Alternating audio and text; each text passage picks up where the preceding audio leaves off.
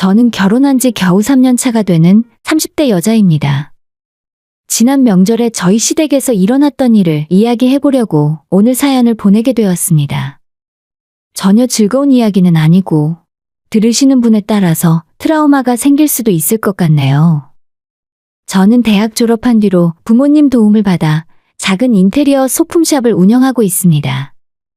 저희 친정엄마가 집을 정말 예쁘게 잘 꾸미시는 편이었고 아빠랑 사이도 좋았기 때문에 항상 예쁜 집과 화목한 가정 분위기를 유지하며 사셨거든요. 그래서 저도 결혼하면 그렇게 예쁜 집에서 남편과 행복하게 살고 싶었고 자연스럽게 진로도 이쪽으로 결정을 하게 된 것 같아요. 저는 공부에 흥미가 없어서 빠르게 자영업을 시작할 결심을 하게 됐지만 우리 집안에는 저를 빼면 나머지 식구들은 다들 공부를 잘했습니다. 아빠는 국가공인 전문직으로서 개인 사무실을 운영하고 계시고 엄마는 명문대를 나와 대학병원 간호사로 일을 하세요. 하나 있는 친오빠도 공부를 정말 잘해서 서울대를 나와 캐나다로 유학을 갔고 아예 그곳에 자리를 잡아서 영주권 받고 살고 있습니다. 어린 시절부터 부모님이 싸우시는 모습을 단 한 번도 못 볼 정도였고 집안 형편도 여유가 있는 편이라 전체적인 가정 환경에 문제가 없었어요. 적어도 저는 그렇게 생각하며 살았는데 이상하게도 결혼을 해보니 자꾸 저희 집안 가정 환경에 대한 잔소리와 모욕을 듣게 되었고 이제는 뭐가 맞는 건지 모르겠습니다. 점점 더 이대로는 안 되겠다는 생각에 결단을 내릴 수밖에 없었습니다. 저희 남편은 대기업에 다니는 직원이고 결혼 전에 우리 가게에 자주 오던 손님이었어요. 제 가게가 아기자기한 인테리어 소품을 주로 취급하는 매장이기 때문에 손님들은 대부분 여자 손님들입니다. 사실상 혼자 와서 사는 남자 손님은 없다시피 한데 일주일에 두세 번씩 찾아와서 물건을 사가던 사람이 제 남편이었어요. 물론 어느 정도 수작을 부리려 한다는 건 알고 있었고 목에 걸려있는 사원증을 봤을 때 멀쩡한 직장 다니는 건실한 사람인 것 같아서 저도 호감이 가게 되었죠. 제가 여자 혼자 장사를 하다 보니 이런저런 남자들이 관심이 있다고 들이대는 경우가 종종 있었는데 전부 거절했었거든요. 그런데 남편은 키도 훤칠하게 큰 편이고 성격도 좋은 것 같아서 저 역시도 호감이 생기더라고요. 거의 한 달 넘게 가게로 찾아와서 계속 쓸모없는 물건만 사가고 있길래 제가 답답해서 같이 밥이라도 한번 먹자고 먼저 이야기했고 그렇게 서로 알아가다가 사귀게 되고 얼마 후 결혼까지 결심하게 되었습니다. 하지만 제가 남편과 결혼을 해야겠다고 마음을 먹은 순간부터 인생이 엄청나게 꼬이고 말았어요. 처음으로 제가 남편의 집안에 인사를 드리러 가게 됐을 때 엄청나게 긴장이 되더라고요. 평소 이 사람의 성격을 봤을 때 그쪽 집안 식구들도 다들 교양 있는 사람들일 거라고 예상을 하고 있었어요. 첫인상을 잘 보이기 위해 비싼 과일도 선물로 사들고 예비 시댁에 방문했습니다. 그전까진 각자 집안의 부모님들에 대해서 많은 이야기를 나누진 않았기 때문에 잘 모르고 있었는데 남자친구 부모님 댁에 도착해보니 조금 오래된 빌라에서 살고 계시더라고요. 방 2개 있고 평수는 20평이 채 되어 보이지 않아서 솔직히 형편이 그리 좋아 보이진 않았습니다.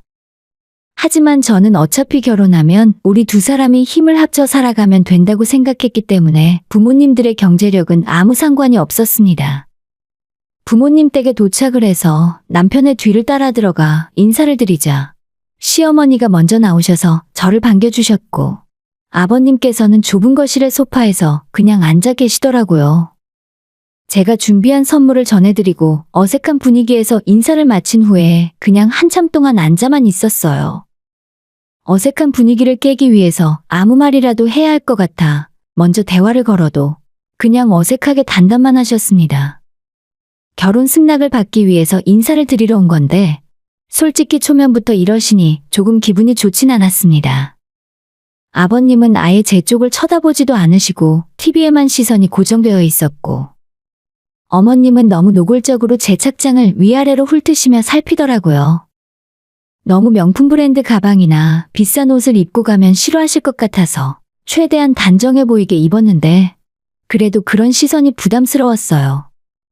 10분 정도가 그렇게 지났고 아버님이 문득 저보고 뭐 하냐고 물어보시길래 제가 어떤 가게를 운영하고 있는지 간략하게 설명을 해드렸죠. 여자 혼자 장사하는 게 쉬운 일이 아닌데 장사는 잘 되나? 아가씨는 대학은 어딜 나왔어? 아, 별로 좋은 대학은 아니네. 그러니까 장사를 하는구만. 집안에 돈이라도 있어서 다행이야. 아버님 말씀을 듣고 저는 당황해서 더 이상 아무 말도 못하겠더라고요. 오늘 처음 보는 자리인데 저한테 무례하기도 하고 솔직히 이런 소리 듣고 앉아있을 이유가 없잖아요. 뭔가 제 표정이 안 좋고 분위기가 이상하게 흘러가자 남편이 나서서 수습을 하기 시작했습니다. 제 가게가 매출도 잘 나오고 근방에서 나름 유명하다고 포장을 하더라고요. 매장이 있는 건물이 저희 부모님 소유 건물이라 월세가 나가지 않기 때문에 더욱 금상첨화라며 아버님, 어머님께 설명을 했고 그 말을 듣고 나니 아버님의 표정이 조금 풀리는 것 같았습니다. 그 이후로 아버님이 저희 친정부모님 재산이나 수입에 대해 깊은 관심을 표하며 이것저것 물어보시기 시작했고 저는 정확한 대답은 피한 채 이리저리 둘러대며 대충 넘겼습니다. 그날이 저희가 처음 얼굴 보는 자리였는데 너무 노골적으로 돈 이야기를 꺼내니까 당혹스러웠어요. 한참 곤란한 질문을 넘기고 나니 이번에는 아버님께서 자기 집안도 예전에는 엄청 부자고 잘 나가는 집안이었다며 침을 튀기면서 말씀을 하셨습니다. 지금은 우리가 사업 실패하고 쫄딱 망해서 이 모양 이 꼴이지만 우리 집안도 옛날엔 정말 잘 나가는 집안이었다. 조상님 중에 영의정을 지낸 분도 계셨어.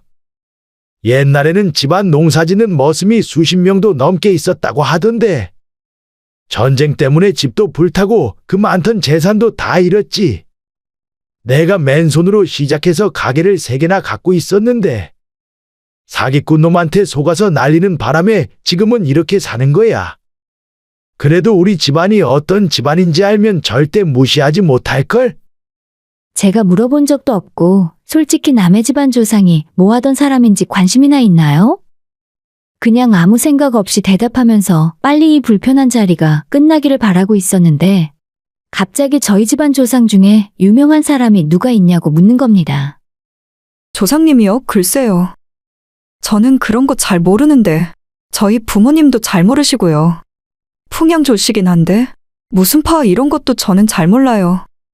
실제로 저희 부모님께서 집안 조상님에 대해 이야기하시는 걸 들어본 적이 단 한 번도 없거든요. 그냥 저희 할아버지가 어떤 분이신지 아는 정도지 그 위로 3대조 5대조 조상이 무슨 일을 하셨는지 전혀 알지 못합니다. 그런데 갑자기 아버님이 어떻게 본인의 뿌리도 모르고 살 수 있냐며 혀를 찢찢 차시더라고요. 딱 봐도 족보 샀겠구만. 예전에 상놈 집안에서 양반 족보를 죄다 사들이는 바람에 요즘은 다들 개나 소나 자기가 양반이라고 하지. 저는 저희 집안이 양반이라고 말을 한 적도 없는데 갑자기 목에 핏대를 세우며 이런 말씀을 하시니까 어떻게 대처를 해야 할지도 몰랐습니다. 옆에 있던 남편이 요즘 세상에 그런 게 어디 있냐고 말리긴 했어도 이미 엎질러진 물이라 분위기 수습이 되질 않았습니다. 결국 그날 식사 자리는 싸늘한 분위기로 그렇게 끝나버렸어요. 저는 남편에게 부모님이 그런 분이신 줄 몰랐다고 우리 결혼은 없던 일로 하자고 했지만 남편은 자기 부모님이 너무 옛날 분이라 생각하는 게 좀 그렇다면서 남은 시간 동안 자신이 잘 설득시킬 테니 걱정 말라고 하더라고요. 하지만 저는 저런 시부모님을 겪으며 살 자신이 없어 도저히 결혼 못하겠으니 헤어지자 이별을 통보했고 그 이후 2달 동안 연락을 하지 않고 지낸 적이 있는데 남편도 계속 결혼하자며 저를 설득하고 무엇보다 제가 이 남자를 포기할 수 없었습니다. 결국 2달이 지나 다시 만나고 남편은 자기 부모님을 끝내 설득시켰다면서 결혼을 진행하게 되었습니다. 남편도 저희 집에 인사를 드리고 나서 얼마 후 상견례 약속을 잡았는데 그 자리에서도 저희 부모님이 15분 먼저 도착하셔서 약속 장소에서 한참을 기다리시고 시부모님은 많이 늦으셨습니다. 결국 약속 시간 20분이 지나서야 천천히 식당에 들어오셨고 20분이나 약속 시간에 늦었지만 전혀 당황하거나 서두를 생각도 없어 보이셨습니다. 마치 저희 가족이 기다리는 것이 당연하다는 것처럼 사과도 없었고 왜 늦었는지 변명조차 하지 않았습니다. 첫 상견례 자리였는데 20분이나 늦게 오신 시부모님 때문에 저희 부모님도 기분이 살짝 언짢아 하셨고 정작 늦게 도착한 시부모님도 언짢아 보이셔서 상견례 자리도 완전 얼음장 같았습니다. 싸늘한 분위기 속에서 남편과 제가 말도 하고 분위기를 풀어보려 노력했지만 결국 상견례 끝날 때까지 양가 부모님들은 냉랭한 기운 속에서 자리를 마쳤어요. 그날 자리를 마치고 집으로 돌아오면서 저희 부모님께서는 제게 너가 좋다고 하니까 결혼을 말리고 싶지는 않아. 하지만 기본적인 예의가 없는 사람들과 사돈을 맺어야 하니 나는 그게 걱정이구나. 너가 저 집안에 시집가서 아무리 남편과 둘이 산다고 해도 그런 시부모님 밑에서 괜히 괴롭힘을 당하지는 않을까 싶네. 라고 말씀하셨어요. 지금에 와서 생각해보면 그때 부모님이 하시는 말씀을 귀담아 들었어야 했는데 저는 무슨 근거 없는 자신감이었는지 남편과 함께 어떠한 고난과 역경이 와도 헤쳐나갈 수 있으니 잘 살 거라고 걱정 말라고 했습니다. 결혼 준비는 남편과 제가 양가 부모님의 도움을 받지 않고 스스로 해결하기로 했어요. 남편이 모아둔 돈과 대출을 조금 받아 작은 아파트를 전세로 얻었고 저도 제가 모은 돈으로 혼수 준비를 했습니다. 서로 부모님 도움 없이 있는 걸로 결혼 준비를 했기 때문에 저희는 서로 부모님들께 눈치 볼 일이 없다고 생각했어요. 실제로 결혼하고 나서도 남편은 최대한 시댁 행사에 참석하는 일을 막아주긴 했습니다. 설날 추석 같은 명절은 어쩔 수 없었지만 결혼하고 보니 저희 시댁이 가족 모임도 많이 하고 남편보다 3살 많은 신우도 수시로 시댁에 내려오면서 남편과 저를 집으로 불러댔어요. 제가 시댁 사람들 만나는 것 자체를 부담스러워하는 걸 아는 남편은 그때마다 이런저런 핑계로 저를 집에 데려가지 않았습니다.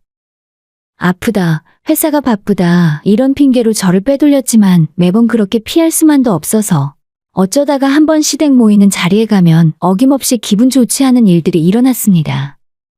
평범한 식사 자리에서도 대화 주제는 저와 저희 집안에 대한 내용이 많았고 은근히 저희 부모님을 욕보이는 것 같은 대화가 많아서 저는 상당히 불편했어요. 주로 본인들 집안은 뼈대 있는 양반 가문이라는 말을 하면서 저희 집안은 족보를 사온 것 같다는 말을 하고 또 그게 농담이라면서 깔깔거리고 웃었는데 정말 그 모습을 보며 짜증이 나더라고요. 그런 인간들이 하는 저질스러운 소리를 신경 쓰고 싶지도 않고 사실 그런 건 제게 중요한 것도 아니었지만 아무것도 가진 거 없는 사람들이 저러니까 조금 속으로 가짜는 기분이 들긴 했습니다. 시부모님은 예전에 장사를 하시다가 전 재산을 다 날려먹었었고 그래서 지금 어머님께서는 식당 일을 하러 다니시고 아버님은 건축 현장에서 일용직을 하며 생계를 이어가고 계시거든요. 저는 처음 배웠을 때 예전에 사업을 하셨다고 해서 어떤 대단한 회사를 하셨나 보다 싶었는데 그냥 동네에 작은 고깃집을 하셨을 뿐이더라고요.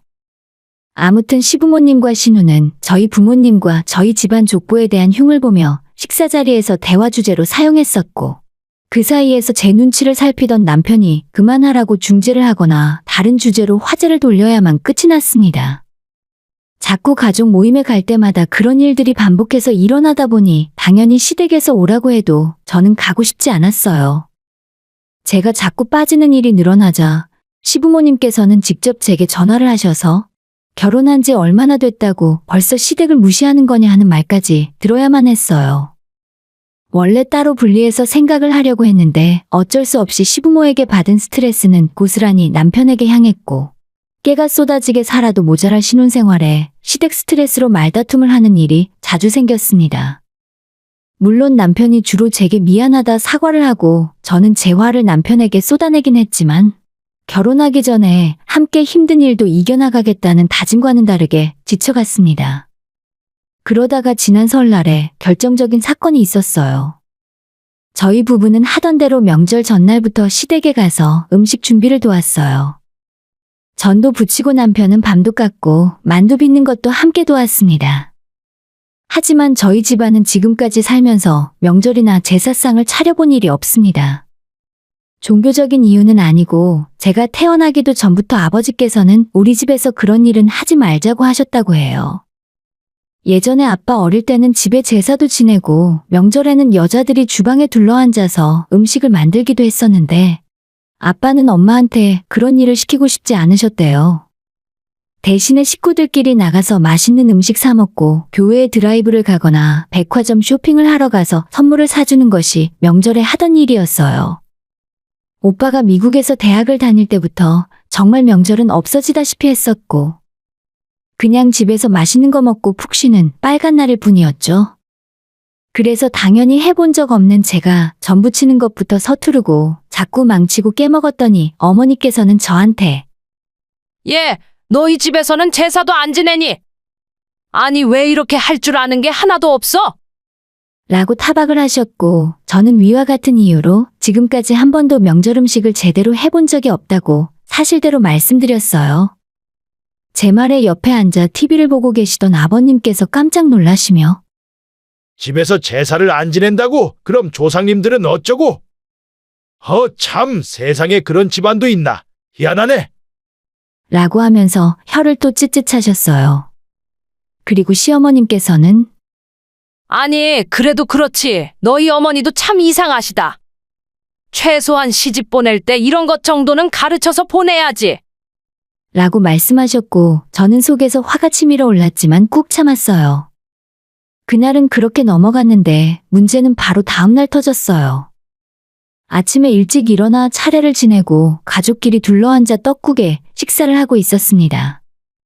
그때 자기 시댁에서 일찌감치 차례를 지내고 넘어온 신우가 시댁 현관문을 열고 들어왔습니다. 아직 밥도 안 먹었지? 나 엄마랑 밥 먹으려고 시댁 차례 끝나자마자 넘어왔어. 옳게 나도 떡국 좀 줘. 라고 말하며 자리에 앉았어요. 그 말에 저는 자리에서 일어나 신우의 떡국을 들어 주방으로 갔습니다. 신우는 그런 제게 근데 옳게는 친정안가? 빨리 가. 친정엄마가 딸 오기만 기다리시잖아. 라고 말했고, 그 말을 들은 시어머니는 쟤네 집안은 어차피 차례도 안 지낸대. 대신에 해외여행 갔다더라.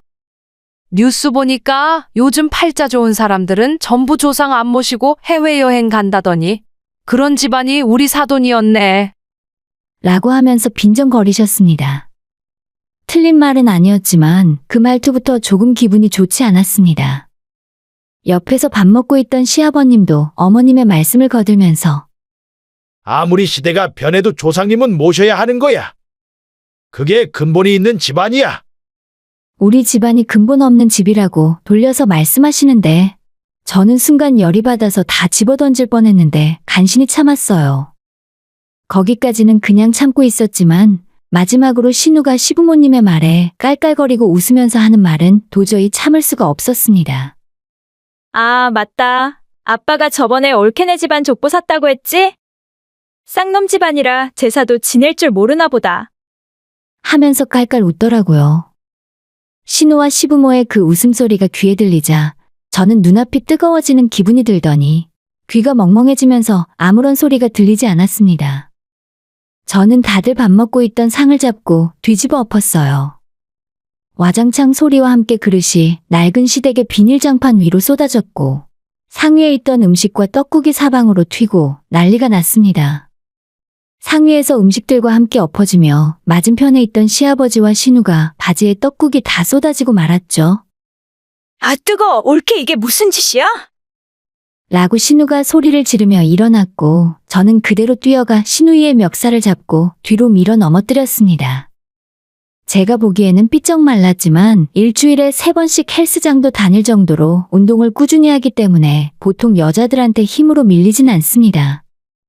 뒤로 벌러덩 넘어진 신우이에 올라타서 제대로 한 대 때려줄까 하다가 방바닥에 잔뜩 뒹굴고 있는 음식을 집어들고 신우 입으로 밀어 넣었어요.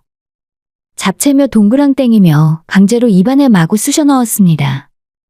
너는 가만 보면 그 주둥이가 문제야. 얌전히 밥이나 먹을 것이지 뭐가 어쩌고 어째? 신우는 아무런 반항 한 번 못하고 저한테 당하게 되었고, 시아버지와 시어머니는 놀란 눈으로 움직이지도 못한 채 그대로 저를 쳐다보고 있었습니다. 그 와중에 남편만 화들짝 놀라 저를 끌어안고 신우에게 떼어내어 주방으로 데려갔어요. 저는 씩씩대면서 화가 풀리지 않아 남편에게 안겨 발버둥치며 고래고래 소리를 질렀습니다. 너희 집안은 뭐 얼마나 대단한 집안이라서 남을 무시해? 양반 집안 다 얼어 죽었나 보다. 이런 거지소굴 같은 집에 살면서 남 흉이나 보는 걸 보니까. 라고 소리를 질렀고 남편을 제외한 시댁 가족들은 그런 제 모습을 보며 기가 막혔는지 아무 말도 못하고 멍하니 쳐다보고 있었습니다. 제가 계속 소리를 지르고 악을 쓰니까 남편은 그대로 저를 끌고 밖으로 나갔습니다. 끌려나가면서도 계속 우리 엄마 아빠가 너희들한테 뭘 잘못했는데? 왜 거지 같은 인간들한테 이딴 소리를 들어야 해? 하면서 소리를 지르고 있었고 그 소리에 놀란 이웃 주민들이 무슨 일이 났나 싶어 다들 나와 쳐다보기도 했어요. 남편은 저를 끌고 내려가 차에 앉혀놓고 조금 진정이 되자 잠깐 차에서 기다리라고 하더니 시댁으로 올라가 제 신발과 짐을 가지고 내려왔습니다. 그렇게 인사도 없이 집으로 돌아오는 차 안에서 점점 제 화가 가라앉고 긴장이 풀리자 서름이 몰려왔어요. 운전하는 남편 옆에서 집으로 가는 내내 펑펑 소리내어 울었습니다. 집에 돌아오자마자 남편은 제게 자기 식구들 때문에 너무 미안하다고 싹싹 빌었어요. 다시는 시댁이랑 만나는 일 없게 하겠다며 이날 이후로부터 저와 시댁의 인연은 끊어진 거고 그냥 우리 두 사람만 잘 살자고 말했습니다. 저는 남편의 그 말을 믿을 수가 없어서 내가 당신 누나한테 이렇게 했는데 우리가 어떻게 아무 일 없는 것처럼 살 수 있겠어? 일단 우리 조금 시간을 갖자. 라고 말을 했고 그런 제 말을 들은 남편은 제가 보는 눈앞에서 시부모에게 전화를 걸어 어떻게 그런 말을 할 수가 있냐며 한참을 싸웠습니다. 제 앞에서는 큰 소리를 치던 시부모들이었는데 남편이 전화해서 뭐라고 하니까 그때는 찍소리 못하고 듣고만 있었습니다. 어머님은 아들한테 쩔쩔매면서 자기들이 그런 뜻이 아니었고 농담을 한 것뿐인데 오해가 있었다며 오늘 일은 없던 일로 하고 앞으로 잘 지내보자고 하시더라고요. 정말로 남편이고 뭐고 다 필요 없고 다 때려치우고 그냥 예전으로 돌아가고 싶었지만 남편의 그런 모습에 조금 더 시간을 주기로 했습니다. 전화를 끊자마자 남편은 제 핸드폰을 달라고 하더니 시부모와 시누의 번호를 다 지우고 연락도 받을 수 없게 차단을 해버렸어요. 그리고 추석을 앞두고 있는 지금까지 저는 설날 이후 단 한 번도 시어머니에게서 전화를 받은 적도 없고 시부모를 만난 적도 없습니다. 남편에게 전화를 해서 제 안부를 묻거나 하는 것 같긴 한데 남편 선에서 신경 쓰지 말라고 다 차단해버리기 때문에 시댁이 없는 거나 다름이 없네요. 정말 그때는 부부 생활이고 뭐고 다 끝내려고 했지만 뒤늦게나마 남편이 노력을 해주어서 아직까지 이런 식으로 살 수 있는 것 같습니다. 다시 그날을 생각해봐도 또 똑같이 화가 나고 신우뿐만 아니라 시부모 얼굴에도 한 방씩 먹여줄 걸 하는 후회가 들긴 해요. 진짜 요즘 세상에 양반 천민이 어디 있습니까? 잘 먹고 잘 살고 행복하게 살면 그게 양반이지. 아무리 집안 조상에 대단한 사람이 있어도 사는 모습이 거지나 다름없으면 누가 그 사람들을 양반으로 생각하겠어요. 한순간을 참지 못하고 난동을 부리는 바람에 시댁과 평생 연을 끊고 남남이 되었지만 하나도 아쉽거나 슬프지 않습니다. 오히려 더할 나위 없이 행복하고 저와 남편은 그날 이후로 진정한 신혼생활을 하고 있는 것 같아요. 이번 추석에도 남편 혼자 시댁에 가서 차례를 지낼 거고 저는 친정 부모님과 일주일 동안 동남아 여행을 다녀올 거예요. 제사를 지내건 안 지내건 저희 가족이 조상님들에게 감사하는 마음이 없는 것도 아니고 우리 가족끼리 건강하고 행복하게 지내는 게 제일 아닐까 싶습니다. 오늘의 사연은 여기까지입니다. 구독과 좋아요, 알림 설정은 많은 힘이 됩니다. 다들 행복하시고 좋은 하루 되세요.